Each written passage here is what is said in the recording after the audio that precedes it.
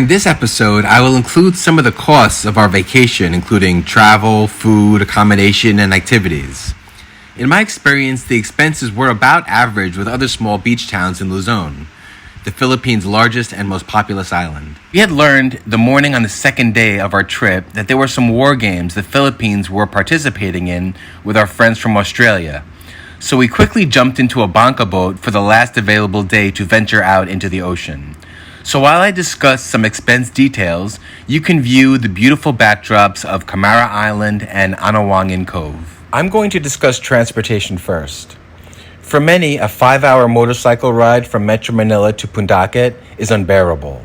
For me, it was enjoyable. The scenery is beautiful on most of the journey once you get out of Metro Manila, and the gas when riding a motorcycle will cost about 250 pesos or $5. It's the cheapest and most adventurous way to travel in the Philippines. We were very happy with the recommendation we received and booked a room after visiting the first option, which was the mid-priced one and actually had just one more room available. For 2,200 pesos or $40 per night, we had a small room at the Wavesong Hotel. It was right on the beach, was very clean, had a fridge and a hot water shower. They also had a common kitchen area and a nice place to eat your meals with an ocean view. The staff, which is such an important part of any hotel, gave a good first impression and was super friendly. Our cost for the accommodations during this portion of our trip, a 3-night stay, was 6,600 pesos, or about $120. I gave Wavesong a 5-star review because I believe it was a great value and the service we received made our stay much more enjoyable.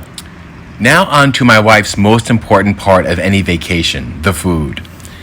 Pundaket is a small town and its neighboring city of San Antonio is a very small city, both with limited choices for dining options. They have an Andox, which is one of my favorite places to eat when I'm on the run. You can get a whole roasted chicken for about 300 pesos or $6, which is perfect for 2 hungry travelers.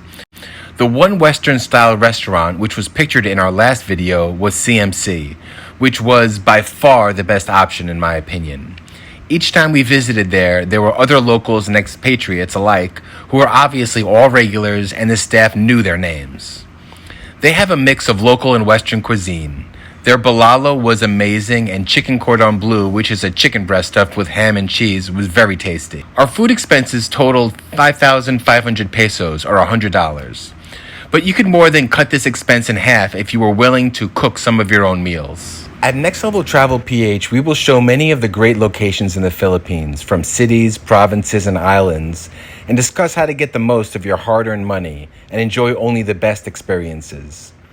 It's always great to save a little money, but what is most important for travelers, especially international visitors, is that their time is spent wisely, as many have one chance to experience the seemingly endless locations available in the Philippines. Pundaket is located in South Zambales and is the closest town to the many coves, only accessible by boat. It's just a 15 to 45 minute ride depending on which cove you'd like to visit. They all looked quite similar, so we stopped at the one that looked like a painting when we were passing by, Anawangin Cove. It has a coastline with fine white sand and super calm and clear water. Your boat only just pulls up and docks on the beachfront. I heard this cove can get a bit crowded, but since we were there off-season and on a weekday, there were just a few other visitors and the serenity was amazing. There are jet skis available, which cost 6,000 pesos or $120 an hour to rent. The price of the jet ski is a bit higher than at other locations we visited. Also, the cove is very calm and I prefer an open water where I could jump some waves and get airborne. Having my wife laughing and screaming in the background is half the fun, so we decided to skip this activity. You can also lodge overnight at Anawangin Cove. There is a lake with a small bridge leading to a semi-cleared area with tall trees and some hut-style accommodations. To be completely upfront, you are going to rough it if staying overnight, since electricity and running water aren't readily available. There is an 130 peso or $2.50 entry fee to enter the lake section of the cove. Not overly expensive, but for me, it could have been skipped. The huts can be rented for 4,000 pesos or $80 per night, and simply stated are quite rustic. Personally, I would rather pay half the price and stay in town because I appreciate a shower and air conditioning. I would recommend Anawangin Cove as a stopover on a day tour.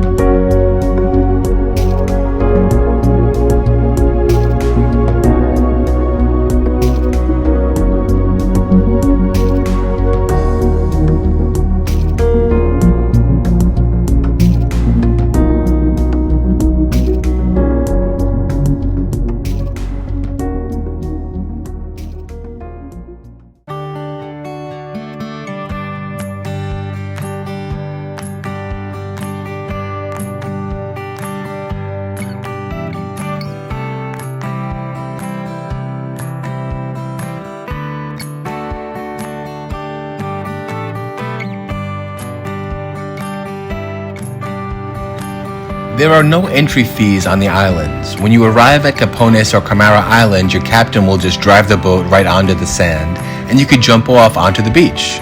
The water is very clear on both islands, and with goggles you can see the many fish swimming around the corals a few feet from the shore. Camara Island has so many beautiful shells. Just make sure nothing's living inside them before picking them up. The boat rental cost is the only expense to enjoy both of these islands. My favorite activity, fishing, was the first thing I asked about, as there were many ocean-ready banca boats along the beach. Boat rentals in Pundaket were 3,000 pesos or $60 for a full day, 6 a.m. to 6 p.m., and the only way to visit the many coves and islands. The boats included captain and first mate. We rented a local banca boat for 2 days total and were able to visit Anawangin Cove and the two islands, Capones and Camara, at our own pace. We passed by some other coves for photo opportunities, but just went ashore at Anawangin.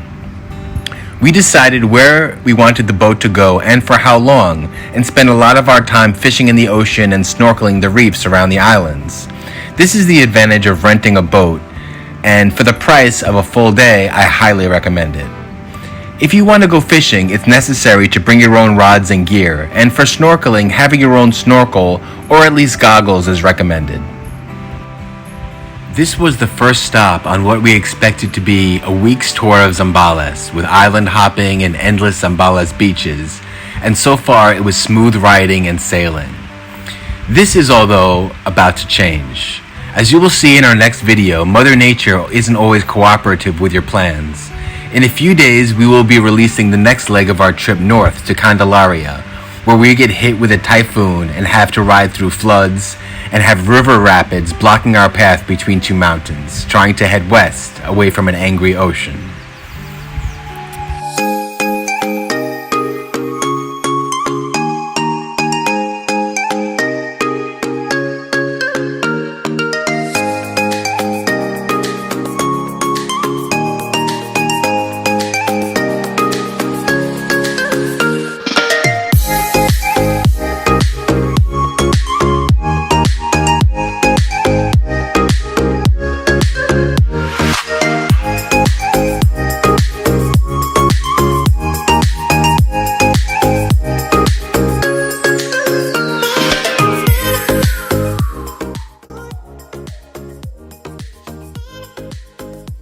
The takeaway from our experience is Pundaket is a great little beach town, and we had an amazing 3-day getaway with hotel, dining, and so many activities for about 20,000 pesos or $400. Let us know your thoughts in the comments about how much we paid for our trip and your own experiences budgeting your own vacations in the Philippines.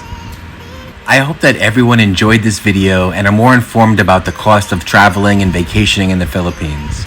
I just ask that you show your support by liking our videos and subscribing to our channels on Facebook and YouTube. We have some exciting trips coming up and are looking forward to uncovering some hidden gems around the Philippines. This is Justin and Karen with Next Level Travel PH, encouraging you to live and travel well during this lifetime and have the perspective that heaven can wait. Take care and thanks for watching.